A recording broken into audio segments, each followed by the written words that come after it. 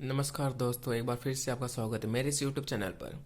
आज मैं आपको पढ़ाऊंगा मेडिकल सर्जिकल नर्सिंग।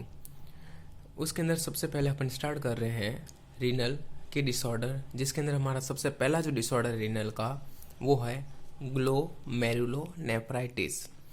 सबसे पहले मैं आपको ये बता दूं फ्रेंड्स कि जिस किसी भी वर्ड के पीछे आइटिस लगा हुआ हो, क्या लगा हो, आइटिस, डेट्स मीन्स इन्फ्लामेशंस। क्या होता है इसका मतलब? इन्फ्लामेशंस होता है। तो रीनल यानी रीनल की यानी किडनी की सबसे पहला जो डिसऑर्डर हमारा है वो है हमारा ग्लोमेरुलोनेफ्राइटिस। ये क्या होता है इसके बारे में अपन यहाँ पर स्टडी करेंगे।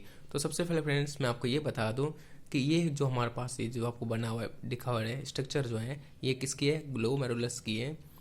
और ये दूसरा हमने जो बताया इस पूरा नेफ्रॉन वाला पार्ट, यानी कि ग्लोमेरुलस और नेफ्रॉन दोनों आपको डायग्रामेटिक व्यू से बताया गया है। अब हम इसके अंदर पढ़ेंगे कि इसके अंदर क्या होता है, किस वजह से ये बीमारी होती है, इसकी ईटियोलॉजी क्या होती है, इसके कोजेस क्या होता है, कितने टाइप्स का होता है, इसका मैनेजमेंट क्या होता है, वो हम सब एक एक करके वन बाय वन यहाँ पर पढ़ेंगे। ओके फ्रेंड्स, तो सबसे पहले अपन इसकी डेफिनेशन पढ़ेंगे। तो फ्रेंड्स सबसे पहले हमने अभी जो बोला डेफिनेशन जो पढ़ेंगे, इसकी डेफिनेशन क्या होती है, ये बीमारी क्या होती है। तो it is auto immune disease. ये क्या होती है? ऑटो इम्यून डिजीज होती है। और ऑटो इम्यून डिजीज का मीन्स क्या होता है? तो friends abnormal immune response against normal body cells. हमारी खुद की बॉडी की जो नॉर्मल बॉडी सेल्स होती हैं उसके अगेंस्ट में हमारा ही इम्यून अगर उसके अगेंस्ट में लड़ना स्टार्ट कर ले या उसके अगेंस्ट में काम करे तो हम उससे क्या बोलते हैं? ऑटो इम्यून बोलते हैं। और इस प्रकार की जो बीमारी होती है हम क्या बोलते हैं? इसको ऑटो इम्यून डिजीज बोलते हैं। मीन्स हम जो ये बीमारी जो हमारा पहला जो टॉपिक जो था ग्लोमेरुलोनेफ्राइटिस, वो क्या है? ऑटो इम्यून डिजीज है। इसके अंदर क्या होता है तो हमने पहले पढ़ा फ्रेंड्स कि जिस किसी वर्ड के पीछे आइटिस लगा हो उसका मीन्स क्या होता है? इन्फ्लामेशन। तो इसमें क्या होता है? It is an inflammation of glomerulus, यानी ग्लोमेरुलस का इन्फ्लामेशन इसके अंदर होता है due to antigen antibody complex. क्योंकि फ्रेंड्स इसमें हमने क्या पढ़ा था कि खुद की बॉडी की सेल्स जो होती है, नॉर्मल सेल्स जो होती है, और खुद का बॉडी का जो इम्यून होता है वो उसके अगेंस्ट में लड़ना स्टार्ट कर लेता है और उसकी वजह से एंटीजन एंटीबॉडी कॉम्प्लेक्स बन जाती है। और ये एंटीजन एंटीबॉडी कॉम्प्लेक्स की वजह से क्या होता है? वहाँ पर इन्फ्लामेशन क्रिएट हो जाता है।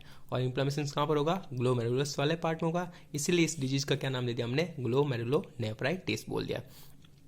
अब हम आगे पढ़ रहे हैं ऑटो इम्यूनिटी क्या होती है। तो abnormal immune response against normal body cells.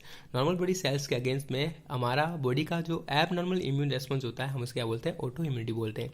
फिर हम पढ़ाएंगे friends in this conditions our immune systems self body cells, यानी कि इस कंडीशन में क्या होता है? हमारा जो इम्यून सिस्टम होता है वो डिस्ट्रॉय करता है सेल्फ बॉडी सेल्स, यानी खुद की बॉडी की सेल्स को डिस्ट्रॉय करेगा और उसकी वजह से क्या होगा? Cause auto immune disorder cause होगा।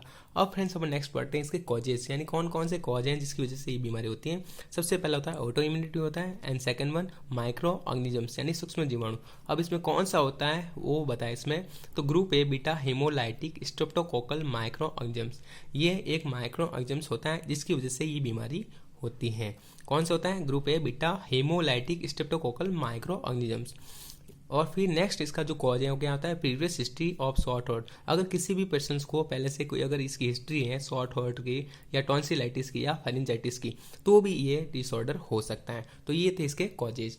अब हम पढ़ेंगे नेक्स्ट इसका क्या होता है? Types of glomerulonephritis. तो इसके टाइप्स अपन पढ़ेंगे। सबसे पहला टाइप जो होता है, ए टाइप्स उसमें दिया हुआ है अकॉर्डिंग टू अकरेंस, यानी कब से हुआ है, इसका टाइम पीरियड कितना हुआ है, उसके अकॉर्डिंग हम इसका पढ़ते हैं। नंबर वन टाइप्स देखते हैं। तो इसमें क्या होता है? नंबर वन एक्यूट ग्लोमेरुलोनेफ्राइटिस, यानी अगर किसी को अभी अभी हुआ है, जो कुछ ही टाइम के हुआ है, हम उसको क्या बोलते हैं? Acute glomerulonephritis.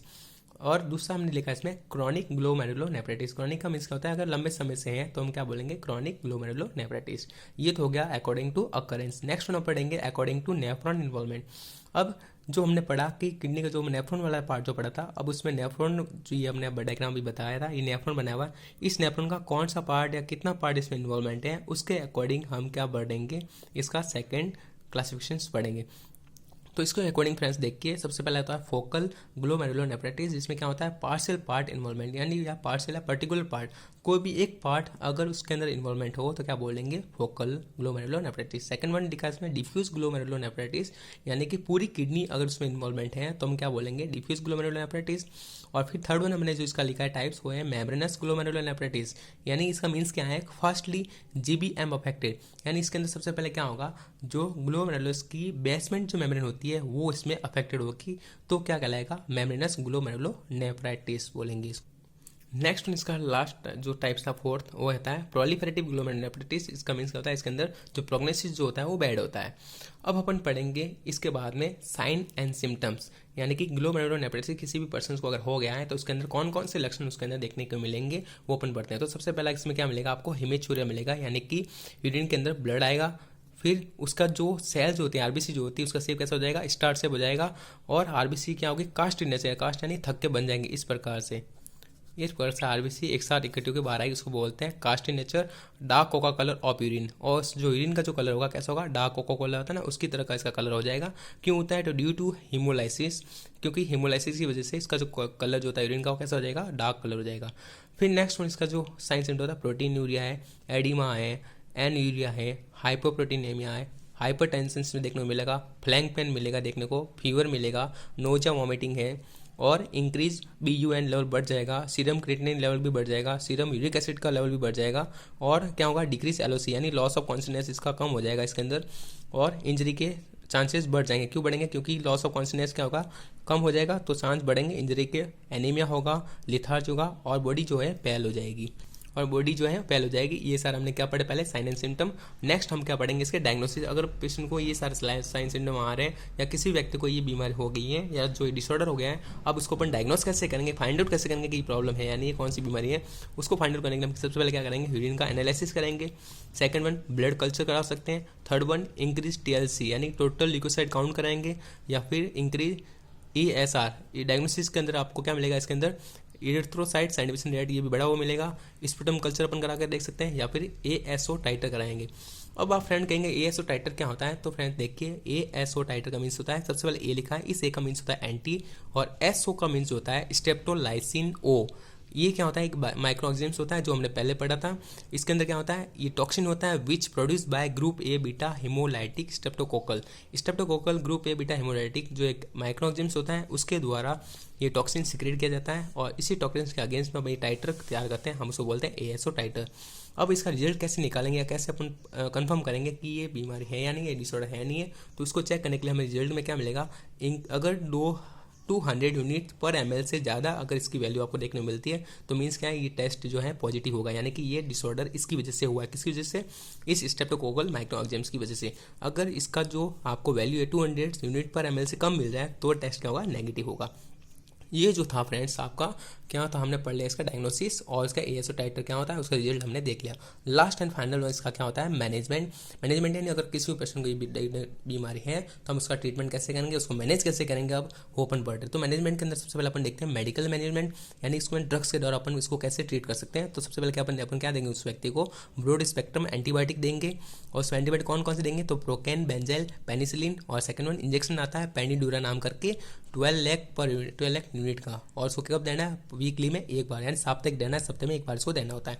फिर और क्या देंगे उसके साथ में, डायरेटिक्स देंगे, एंटी हाइपरटेंसिव देंगे, एंटी पायरेटिक्स देंगे, एनाल्जेसिक देंगे, और कॉर्टिकोस्टेरॉइड।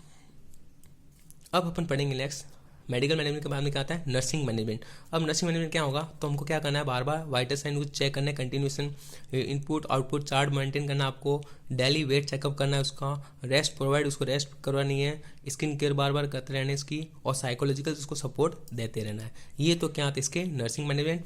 और लास्ट आगे हम पढ़ेंगे डाइट मैनेजमेंट। अब उसको क्या क्या खाने में देना है, क्या खाने में नहीं देना, तो डिक्रीज फ्लूइड इंटेक। डाइट में क्या करेंगे, मैनेज कर सकेंगे, फ्लूइड इंटेक उसका कम करना है, लो सॉल्ट कम देना है उसको, लो प्रोटीन देना है, और हाई क्या देना है, कार्बोहाइड्रेट उसको ज़्यादा देना है।